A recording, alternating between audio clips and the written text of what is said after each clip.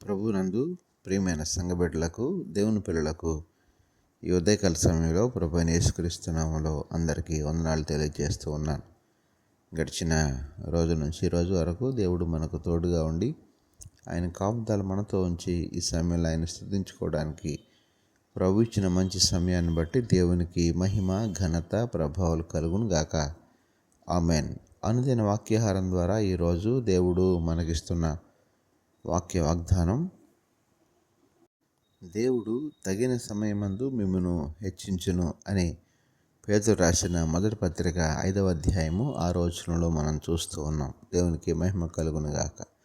ప్రియమైన దేవుని పిల్లలారా, ఈ మాటను మనం గమనించినట్లయితే మన ప్రభువు ఇస్తున్నటువంటి ప్రతి ఒక్క వాక్య వాగ్దానాలలో అన్నీ కూడా మనకు దీవెనకరంగా, మేలుకరంగా, ఆశీర్వాదకరంగా ఉంటాయి.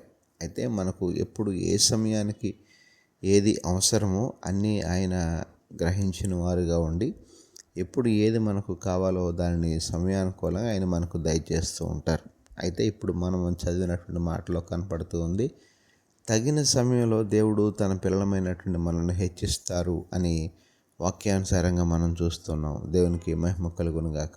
అంటే ఈనాడు మనకు కావలసినటువంటి హెచ్చుదలైన, క్షేమమైన, దీవెనైన, ఆశీర్వాదమైన అది ఏదైనా మనల్ని దీవించడానికి, మనల్ని ఆశీర్వదించడానికి, మనల్ని హెచ్చించడానికి, మనల్ని ఘనపరచడానికి దేవుడు ఒక సమయాన్ని నియమించాడని ఈ మాట ద్వారా మనకు అర్థమవుతుంది.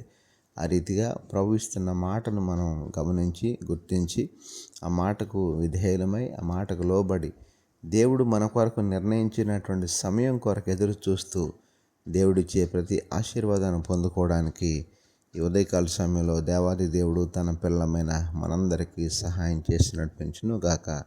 ఆమెన్. ప్రార్థనలో ఐక్యభవించండి. పరిశుద్ధుడైన మా దేవ, ప్రేమగల మా తండ్రి, ఈ ఉదయకాల సమయంలో మరొకసారి మీ శ్రేష్టమైన ఉన్నతమైన నామానికి వందనాలు, స్తోత్రాలు చెల్లిస్తున్నాం ప్రభా. ఈరోజు మీరు మాకు ఇచ్చిన వాక్య వాగ్దానాన్ని బట్టి నీకు స్తుతులు, స్తోత్రాలు చెల్లిస్తున్నాం తండ్రి. ఈరోజంతా నీ పిల్లలమైన మాకు మీరే తోడుగా ఉండి సహాయం చేసి నడిపించండి.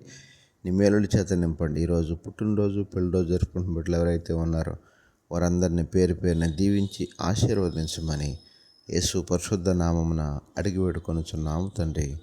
ఆమెన్.